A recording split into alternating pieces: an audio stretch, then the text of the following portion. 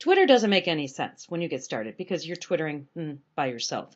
You need to have a reason to Twitter, and I want you to focus on professional development. Put aside everything that you know of all the celebrities and politicians that are making bad choices on Twitter, and just listen to this kind of beginning hook about growing professionally. And then what I'll do is I'll work backwards and kind of get you into Twittering if you're not there already.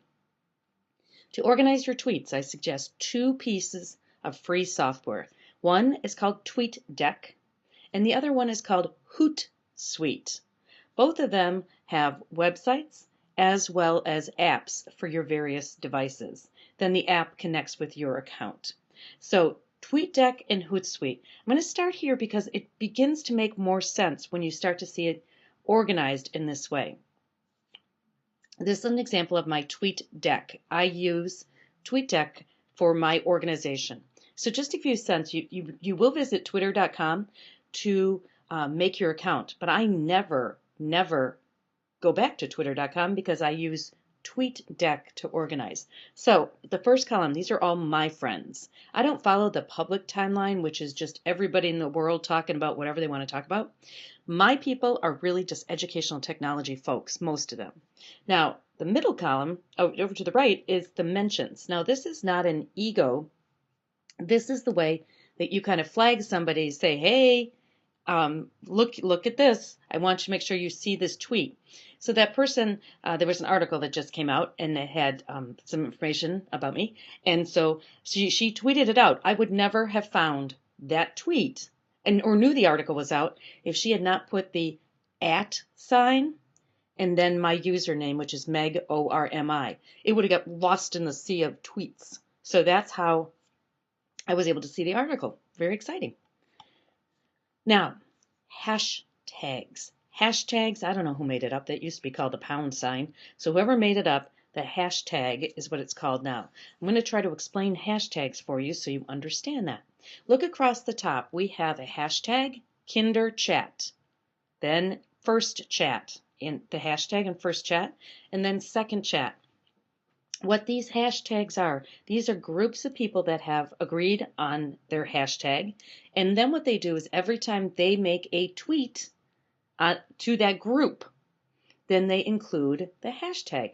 So if you are a kindergarten teacher, you really only care about the world of kindergarten. You don't care what they're doing up there in middle school science. So what you do is you would follow just the kinder chat. Whatever's of interest to you, you can just follow that chat. So what you do is you go to the search. You search for a hashtag if you know it, or you can search for keywords, and then you can focus your professional development. Now, a big part of this standard when you want to become a very distinguished educator is not only you are here doing professional development, but you're actually retweeting things, meaning you found something great and you're sending it out to the group. You're retweeting as well as sharing what you learn with your colleagues back at school. Now, here's some more. Maybe your passion is in STEM. English teachers. Now, it's interesting. English and social studies have partnered together for the month. And so English teachers and social studies teachers are now chatting. The way most of the chats work is there's a certain time every week. So EdChat on the far right, every Tuesday in the morning, they chat, and they also chat in the evening, and then the chats are archived. So if you miss it, you can't be there live, you're teaching, you can come back and pull gems from it. It's an unbelievable way to personalize your professional development. And that's the key. We cannot wait for our school districts to bring everybody together in the auditorium a couple times a year. We've got to be learning every single day. That's what a distinguished educator is doing. Now, these are a little bit different. I'm doing some research on the flipped classroom, so I'm following that hashtag. And these people are all people that are trying it or, like me, doing research, and they're finding about the flipped classroom. And so I can focus on exactly what's going on. Now, the column on the right is very interesting. It's actually the Grant Wood Area Educational something in Iowa. They're awesome. And it is a professional development center. And I spoke there a couple weeks ago, but And I had the hashtag up because I was showing everybody how hashtags work. But today I was just looking at my hashtags to make the screenshots, and I noticed somebody there is presenting today on literacy. Well, it was so neat as I got to sit back, and she's assistive technology, and she's adding a bunch of literacy stuff in there. I got to sit back a couple states away and watch professional development. And I can't wait to go back. There's some really interesting new learning for me. And then if I find something great, I retweet it and I send it out to my followers that might not be following that hashtag. Now, this is a lot of words. You might have to stop me and start me again to hear all these words in Twitter. It's kind of its own language, but you'll get it. You just have to try it. Now, remember, you're limited to 140 characters or fewer, but you can always link out. And that's, you can see a lot of people have hyperlinked out to other things. There's just a few of the chats. I'm telling you, there is something for everybody, personally as well as professionally. What I would strongly suggest if you're going to Twitter professionally is you make a professional account. But if you want to Twitter with more social kind of thing, I would make a different account. So I wouldn't blend my two worlds. Some people described it to me as their People magazine reading with one Twitter account and then their education stuff with another account. Whatever it is, you can have multiple accounts. The key is to connect with others globally.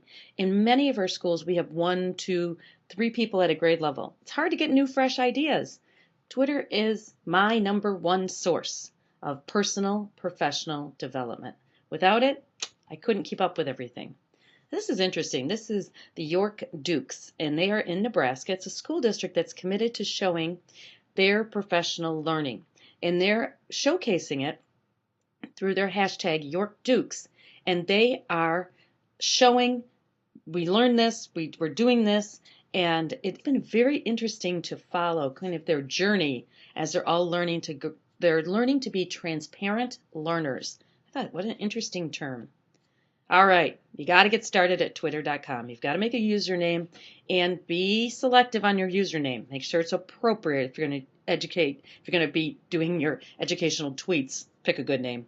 All right, then you log in once you get this. Go ahead and log in, and then it's going to look something like this. You're not going to start out with 6,000 followers. You're going to start out with 0. You're going to start out, and you need to find people. And so as you go and look for people, you can go ahead and look up different names you might know in education, and then go ahead and select follow.